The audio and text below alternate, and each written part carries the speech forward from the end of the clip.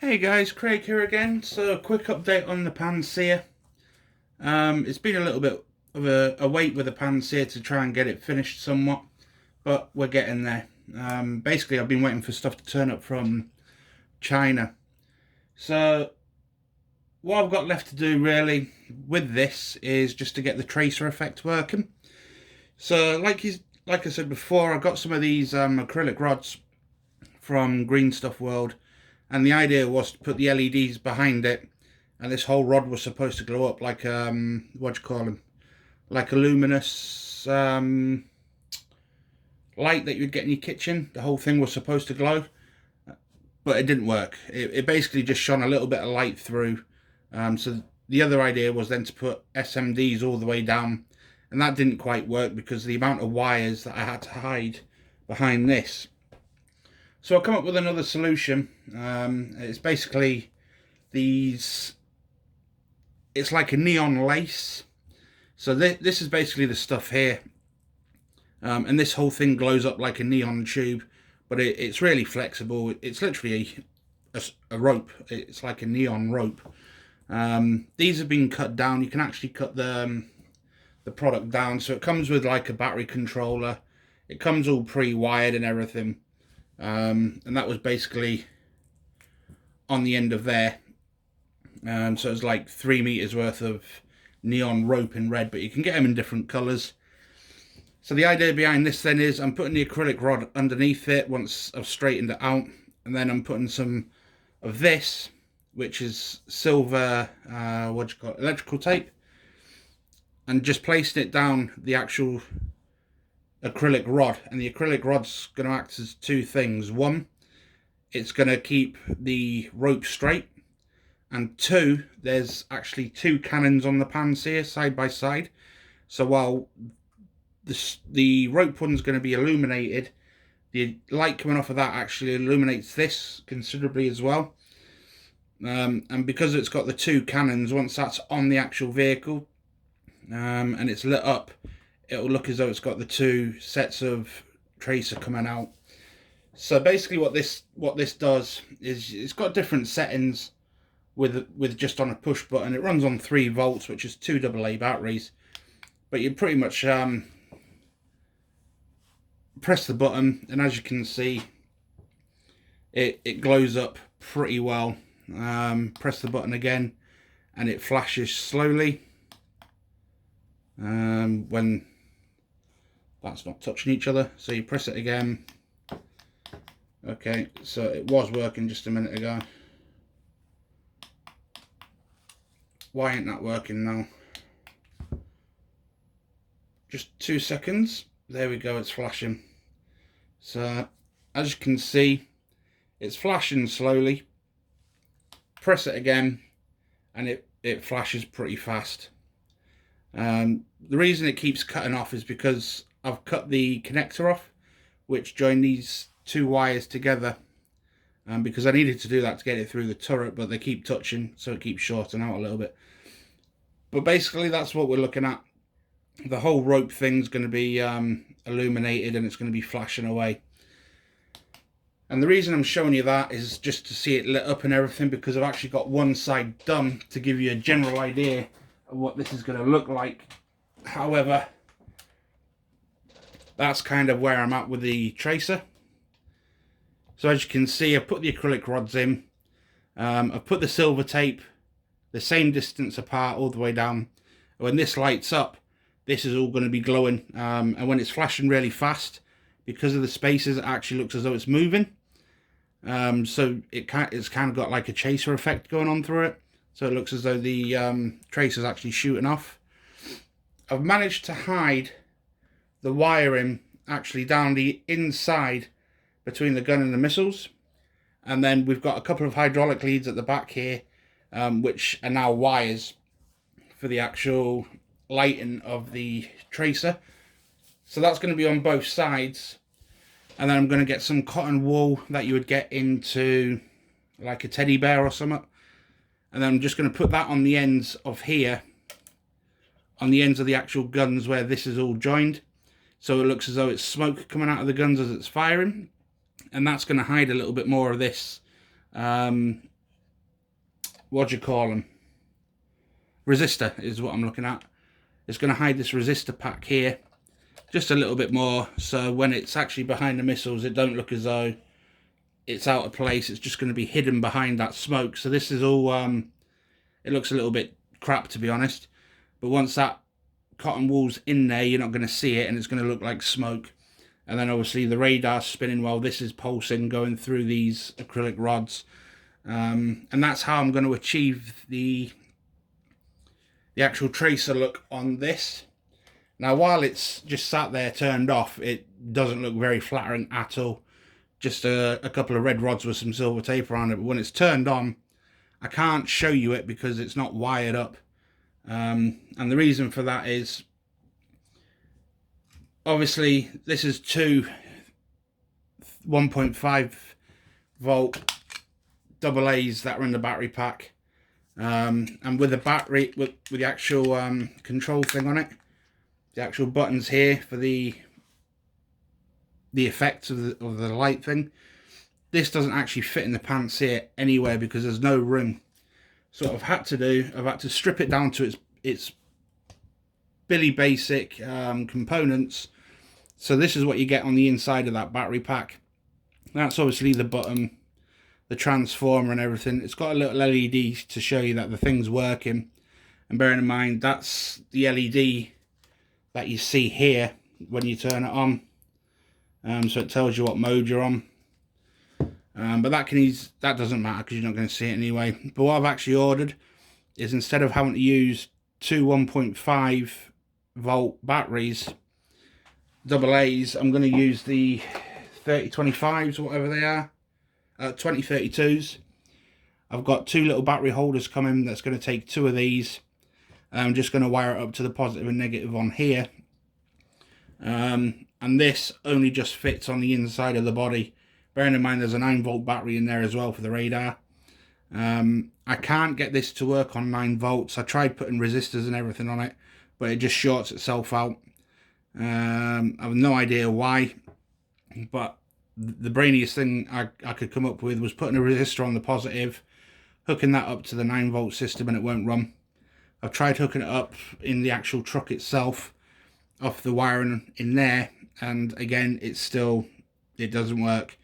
So I'm going to put the 3 volts in there on these 2032s, which is going to save a little bit of space. So the battery's obviously going to sit in the front with its new battery pack. Two of these side by side fit, but I'm going to have it facing backwards, so the wire, it goes in the truck that way. So basically what you're going to see here is that's going to sit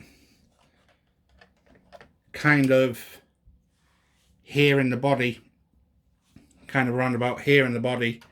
And that the reason for that is the wiring is going to go up into the turret to connect up to the rope and that in there. But I'm going to need to keep these loose because obviously I need to get it out to change the batteries. But that's basically where I'm going with this. So I basically glue the two side by side, or put something in between and have them stuck together. So basically when you open up the turret, you just press the two buttons together and then the thing fires up along with the radar. But that's kind of what we're looking at. That's just the circuit board of what this thing actually is. It's actually quite complicated. There's lots of little SMD sort of like components on the bottom there. It's not quite as simple as just looking as 3 bits on that board. There's actually quite a bit underneath it. But that's where I'm at with the Pantsir. But this stuff is absolutely fantastic. It really does glow. You can't see it well because of the lighting in here, but that is a prominent red, and it does actually give the effect that I was looking for on the tracers up here on the truck. And with all the batteries in that contained in the vehicle, it doesn't have to go on a diorama. It doesn't have to go on a base. It can just be static. And with it all in, the turret still spins as well. So depending on your mood, you can move the turret about. And that's kind of where I'm at the minute. So all I've really got left to do with this is do the other side, wait for the new battery pack for this, and then get it all in, get the cotton wool on, and then we're finished. And then that's the Pantsir done. and that's kind of where we're at. But I'm not going to put it on a diorama or anything. I'm just going to have it static, because there's reasons in the background why I'm doing that, which will become apparent a little bit later on. But yeah, that's the update on the Pantsir. So within the next couple of days, I should have these battery holders. These have just turned up from China, so the other bits and bobs shouldn't be far off in the post neither. But I thought I'd just give you a quick update with that and show you what I'm using to create this effect, and to show you it actually working before I stick it all in the vehicle so you can't see any of it. Let's try and get that pulsing again. Again, it was just touching the other wires. It's a little bit finicky. There we go. Before I cut the wires and crudely put them on together, I didn't have any of these problems. It was working perfectly well. Let's try and just get that flashing. There we go. That's what we're after. Oh yeah. I've just got electrocuted from 3 volts. Donkey. But anyway. Yeah, so if you can imagine that up there. Let's just try and... Production value here is 0, by the way. This is like unrehearsed and everything. So just imagine that up there flashing away. I really should have had that a little bit better prepared for these, but it is what it is. But yeah, so you can just about see that glowing away. But you get the general gist. I'm just waffling crap now. So anyway, that's where I'm at. If you've got any questions, comments, then leave your comments below as you normally do. And hopefully we shall have this finished, done and dusted, and looking very cool, ready to go on the shelf in the next day or so. The only other thing I've been doing in the background pretty much over the Christmas period, I was messing about with the Revell 132 Panavia Tornado Gulf War. So this is just an afterthought. So I've been messing about with this. It's pretty much done. I've put electronics and that in it. All the cockpit and that lights up. I did have all the lights in the wings and everything, and in the tail, and everything was flashing, and I've got little afterburners and that going for the exhausts at the back. They do actually flicker, they're just warming up. But once that starts flickering, it's got that flame effect going on. So once they're in the exhaust with some cotton wool in there, you basically got afterburners. But just to show you, inside the cockpit, it's all fully lit. And it's all detailed up, weathered and painted and that in there, and it looks fairly cool. It looks better in real life than it does on the screen, obviously. But yeah, like I said, I had all the lights in the wing tips up here, and the sides of the air intakes. I had all the flashing navigation lights and everything. But the actual flasher board that was inside failed. It worked, and then it didn't. And then because everything's buttoned up already, I couldn't get to it to fix it. So it is what it is. So I've just got afterburners, and I've got a lit cockpit, so that'll do for this. And then that's just going to get hung up. But the idea behind this is the battery's going to sit in the back of the engine bay, just loosely sits in there.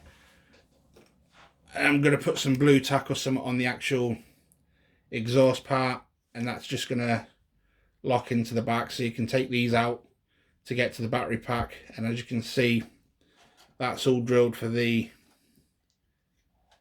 afterburner effect in there, and some cotton wool just to hide the actual LED. And that's kind of where we're at. So we've got the two going through the exhaust in there. So that'll be pretty cool once that's done. All that's really left to do on this is the weapons. I've done all the weapons. It's just putting all the decals and everything on these. Putting the last pylons on once the weapons and that are done. I've run into a problem with a cockpit. The cockpit basically doesn't fit the plane. It's another one of those kits that's designed to be open. But once this thing goes on, no problems with it being on while it's up, but when you try and put it down, it doesn't actually fit. You can get one side to lock down, but it still leaves that big gap. And it's nothing to do with the front cockpit neither. But on the other side, it doesn't actually fit at all coming down here. It's almost like the interior is a little bit too big for the space that it's in. But the dome bit doesn't seem to be big enough to accommodate the control panel. So I'm sure that was an afterthought. After this thing was up, they've gone to put it down and gone, oh shit, it doesn't actually quite fit properly. You can see it, it's catching on the inner screen there. I'm trying to shave it down because of the shape of the cockpit on the inside. I can't shave it down anymore without taking a big chunk out of the screen, and obviously there's an LED behind there, so I'm not willing to do that. So I might just have to fill that with some Formula 360 or whatever, and try and make a gap in there and try and make it look a little bit presentable. But yeah, it doesn't fit, which is a shame. The wings in that move still, but I've glued the weapon pylons because basically what I want is for this to be in supersonic flight and going in, doing a thing with all the lights blazing. But another reason on the canopy as well, why I haven't glued it in and tried to do anything with it, is purely because I was going to stick a couple of pilots in there as well to give it that in-flight feeling. I still got the pitted tube to put on the front, and I'm just finishing it off really. But in general, this is the Tornado done. I've just got a little bit of weathering as well to do on that, and that's the Tornado done. And something I've been doing on my community in Discord, because I've got that up and running now, and we've got quite a few members. We've just started this month doing a War Thunder build. So everybody's got the choice of what they wanted to do in War Thunder. Any plane, any tank, any boat, any whatever they wanted to do. Oops. So I've done the Leo 2A5. Again, this was over Christmas. So this is, it's painted exactly as it is in the game. It took a long while to copy the actual paint schemes. You can't really see it because the light's not on. Let's try. Is that turned itself off now? So there you go. This is exactly as it is in the game. Exact same camo scheme as it is in the game. Weathered up exactly the same as it is in the game. I've just got a couple of bits to finish off. But this is going to go on a little base. It's going to go on a little diorama. So I've done the actual base and it's all ready to go. But that's going to basically sit on there. And that'll be my War Thunder build done. And this finishes at the end of January, so you've got a month to join in and get on with it if you want to join. I'll put the links in the description for me Discord group and that. But yeah, this is pretty much. I forgot what I was going to say. I'm suffering a little bit with a cold. This diorama is just going to be exactly out of the game again, but this is going to be the hangar. So I'm going to get all the tarpaulins and that, and all the tools and all the bits and bobs either side.